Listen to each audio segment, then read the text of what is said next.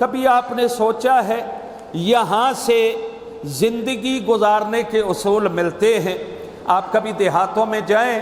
کبھی عورت مرد کے برابر نہیں چلتی ہے، ایسے کندھے سے کندھا لگا کے نہیں چلتی ہے، آگے بھی نہیں چلتی ہے۔ ہاں، عورت جب پردہ دار ہو، صاحب عظمت ہو،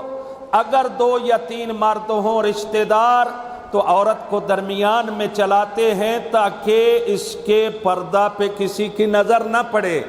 اس کے پردہ کو محفوظ رکھنے کے لیے۔ تو یہ بھی ایسے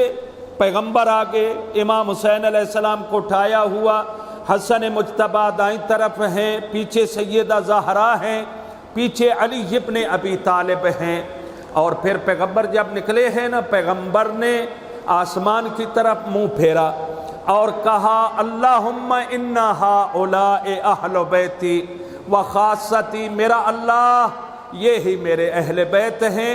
اور یہی میرے خاص ہیں، یہی سچے ہیں، یہی طاہر ہیں، یہی پاکیزہ ہیں اور یہی پکے ہیں، جن کی ولادت سے لے کر آج تک زندگی میں کوئی معصیت کا دھبا نہیں ہے، معصیت خدا کا کوئی داغ نہیں ہے۔ باہر لے کے چلے، جب ان کے بڑے نے اسقف پادری نے دیکھا آ رہے ہیں تو اس نے اپنے ساتھیوں کو کہا خبردار، ہم نے ان سے مباہلہ نہیں کرنا ہے، ہم جزیہ دیں گے، ہم ہار قبول کرتے ہیں۔ کہا یہ ہم نے سمجھا تھا کہ پیغمبر پورے مدینہ کو لے کے آئیں گے،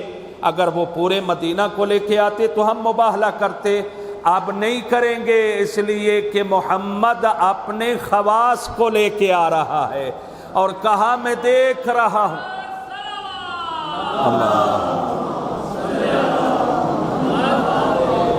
اور دیکھیے یہاں اندازہ لگائیے، وہ اسقف پادری کہتا ہے میں دیکھ رہا ہوں